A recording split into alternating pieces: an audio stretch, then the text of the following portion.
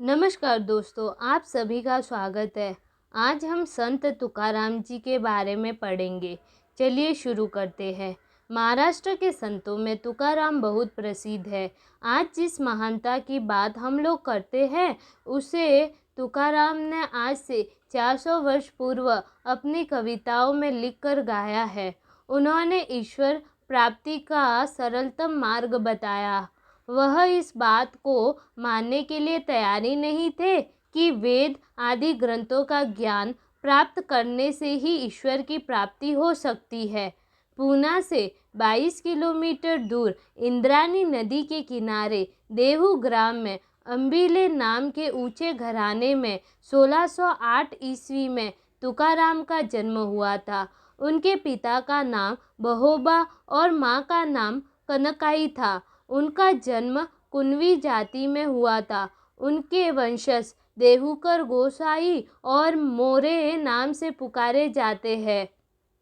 पहले उनके घर में सिपहगिरी होती थी, परंतु उनके जन्म के बाद से व्यापार होने लगा था। ये लोग वाणिया या बनिया कहलाए। तुकाराम भी महजनी करते थे। तुकाराम को अपने ऊंचे कुल का तनिक भी घमंड न था। वह अपने आप को सदा छोटा ही समझते रहे। वह कहा करते थे, मैं तो शूद्र हूँ, मुझे वेद पढ़ने का अधिकार नहीं, मैं दिनहीन हूँ, भगवान ही मेरे माँ बाप है। यदि मुझ में विद्या होती तो मैं संतों की सेवा न कर पाता। बड़प्पन के घमंड से मनुष्य नरक में जाता है। तुकाराम के पुरखे पंढरपुर की यात्रा करके बारकरी बन चुके थे। तुकाराम ने भी कई बार पंढरपुर की यात्रा की। उनकी पहली पत्नी रखमाबाई दमे की मरीज थी। फिर उन्होंने दूसरा विवाह जीजाबाई के साथ किया। जीजाबाई से उन्हें 3 पुत्र और 1 पुत्री प्राप्त हुई। बड़ा पुत्र जीवन भर ब्रह्मचारी रहा। तुकाराम का मन व्यापार में नहीं लगता था। वह सारा धन दूसरों की सहायता करने में लगा देते थे। बहुत से लोग उनसे रुपया उधार लेकर वापस नहीं करते थे। दुकान बंद हो गई तब वह फेरी लगा लगा कर नमक आदि बेचने लगे। एक बार जब तुकाराम सामान बेचकर घर लौट रहे थे तो एक वृद्ध ने उनके पैर पकड़ लिए। वह सहायता चाहता था। उसका जवान बेटा मर गया था। उसकी जमीन मकान ऋण न चुका सकने के कारण साहूकार ने जब्त कर लिया था। तुकाराम ने उसे 50 रुपये दे दिए और खाली हाथ घर लौट आए। ऐसी घटनाएं प्राय होती रहती थी। सन 1630 में अकाल पड़ा। इस दौरान तुकाराम की पहली पत्नी और पुत्र संताजी मर गए। माता पिता पहले ही मर चुके थे। उन्होंने आपत्तियों से घबराकर घर छोड़ दिया और एक गुफा में ईश्वर का ध्यान करने लगे। वह अभंग छंद में कविता करते। महाराष्ट्र के महाजन किसान कीर्तन नहीं करते थे।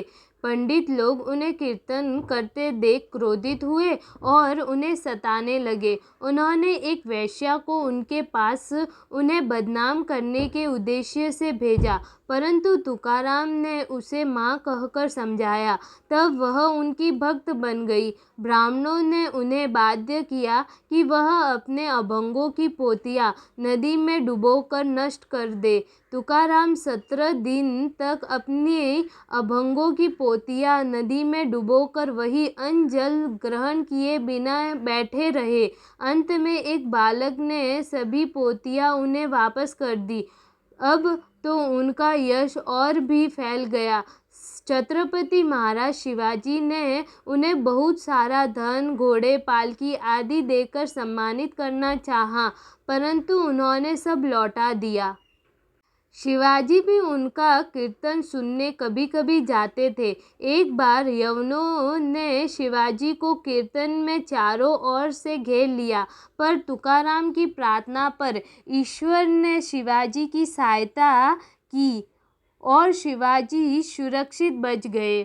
तुकाराम गृहस्थी करते हुए भी भगवान के श्रेष्ठ भक्त थे। भीख मांगना उन्हें स्वीकार न था। कहते हैं कि विट्ठल भगवान का कीर्तन करते करते वह अचानक अदृश्य हो गए। तब वह 41 वर्ष के थे।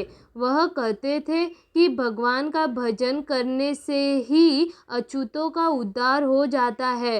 तुकाराम वैश्य थे, गौरा कुम्हार थे, रैदास चमार थे, कबीर जुल्हा थे, लतीफ़ मुसलमान थे, लेकिन सभी भगवान के भक्त थे, सभी महान थे।